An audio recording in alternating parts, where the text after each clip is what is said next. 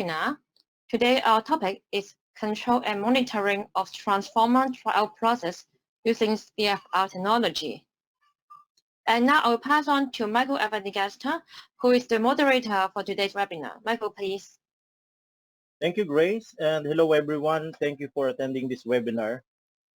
Um, by the way, my name is Michael Evangelista and I will be your moderator for today. Just a few reminders that you are in listen-only mode to avoid unnecessary background noise. However, you can type in your questions anytime during the webinar in a panel on your right-hand side, and those questions will be answered by our panelists in a Q&A segment. Our topic for today is about the control and monitoring of transformer dry-out process using the DFR technology. And we're happy to inform you that our presenter for today is an expert from USA, Dr. Diego Robalino, and he is also one of the panelists. And also we have Ankit Porwal, one of the applications engineers from Megger, India, and of course yours truly from the APAC team. By the way, the recording and the certificate for this webinar will be sent out in 2 days' time. And so without any further ado, let's get this webinar started.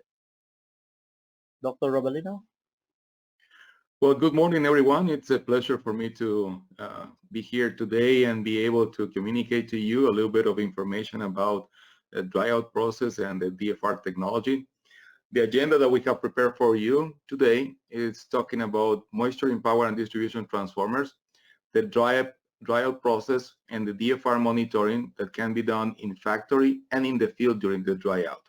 Some practical experiences, and I hope that you are able to put some questions. I know that everybody has had experience with the dryout, either in factory or in the field, and everybody understands the importance of having a dry transformer during the service life of the transformer. So with that, let's start. Let's talk about moisture in power and distribution transformers. This is a very interesting topic. So I really like to say, guys, that when we talk about moisture in power and distribution transformers, many people comes to us with this question and says, so how can we talk about moisture? Can we do different system analysis? Can we take samples? What is the best way to analyze the concentration of moisture in the solid insulation? Because even if I have contamination in the liquid insulation is something that I can treat, I can purify, I can manage the liquid insulation. Worst scenario being, I can change the liquid insulation in my transformer. But that is not the same situation for the paper in the transformer. The paper is there. I cannot remove the paper. So I need to be able to identify what is the moisture concentration that is affecting in my system. And we need to understand as well that about 99% of the moisture in the power transformer, insulation-wise, resides in the paper insulation. And when we look at the distribution of this moisture, and for a reference, I just provided here this graphic from the SIGRE publication of Radiatool from 2006, where you can see different levels of moisture in the geometry of the construction of the transformer. So you can see, for example, here you have a 1.1%, and here you have a 2.2%, and here you have a 2%, you have a 1%, you have a 4.5%. So when you take a sample of paper from your transformer that has been in service for several years, what is a significant sample? Is that a sample from the high voltage bushing? Is that a sample from the low voltage side? Is taken from the paper on the cable connections? It's very complicated. And the other thing that you have to remember as well is that moisture is a byproduct of the normal aging process of operation of your transformer. And for open breathing conservators, you can see a 0.2% increase of moisture per year. But if you don't know when you commission your transformer, when you put in service for the first time your transformer, what is the level of moisture inside that unit, then you cannot track this and you cannot say what will be the expected increase.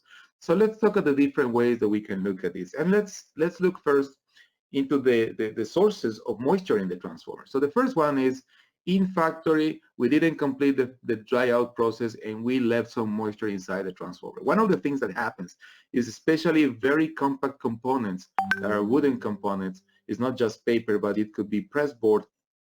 and different laminations of pressboard glued together, those will retain moisture much more than any other component inside the solid insulation of the transformer. Then, if you have a repair during installation or during assembly in the field, you may get from the atmosphere external moisture contaminating the internal condition of your transformer, the internal insulation. And finally, as I was mentioning to you, the normal aging process, right? The normal operation of your transformer with time will generate these byproducts, which is moisture. It's one of those, right? There's different things that will be generated, and moisture is one of those. So the interesting thing here to say, as I mentioned to you, is how do I determine the amount of moisture that I have inside my transformer? And you have some direct measurement, and this is my Carl Fisher titration. You need to take a sample of the paper from the transformer, which is an intrusive and destructive method, right? And it's, of course, not practical, right? And as I was mentioning to you, the distribution of moisture in your transformer is not homogeneous, and therefore, you cannot know which sample is significant for the average of the moisture in your transformer. Some other practices by indirect methods has been the power factor and loss measurement. But remember that power factor is temperature dependent, and it has low sensitivity to moisture variations. Only when you get to approximately 2% moisture concentration, you will see some significant variations on your power factor because of moisture. Then you typically look into some vapor pressure or Piper charts, right? But in this case, your transformer has to be shut down, right? And most of the time, probably your transformer needs to be removed the oil from inside to be able to run this type of testing, and it takes quite some time, right? It could be from 12 hours to 48 hours. Then you can look into some moisture equilibrium curves, which we know that there's no such equilibrium, right, between paper and liquid insulation. So you got to be careful with this when you do the estimation, especially when you're looking into just oil samples and the temperature of the sample and the way that you take the oil sample. And finally, the method that we have now, which is dielectric frequency response, specifically dedicated to determine the moisture level, the moisture concentration in the paper or in the solid insulation, and also allows us to run a temperature correction based on the unique dielectric response that we have from the system. With that being said, if we compare, for example, the typical dew point test, right, to determine the moisture in the transformer versus the DFR measurement, the dielectric frequency response measurement, your dew point requires about 24 hours in average for the test to be performed to analyze how much moisture you have in the insulation, when the DFR test may take only 10 to 15 minutes. And most important is the reason why we spend 24 hours or 48 hours is because we're looking for some equilibrium. And this gas, this typically dry air or nitrogen that is pressurized in the tank, is looking at the surface of the insulation system. It's not looking at the bulk insulation, whereas DFR looks at the bulk insulation, the overall geometry of your insulation system. Then you can make multiple measurements during the dry out process. It's not something that you need to wait at the end of the process. So during the process, you can do a DFR test, which allows you to save time and money. It's easier test to perform. Of course, there's no requirement for experts.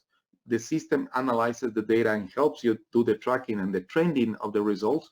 And and sometimes, you know, the field dry out is difficult to perform, and it's very difficult to estimate the dryness of your transformer.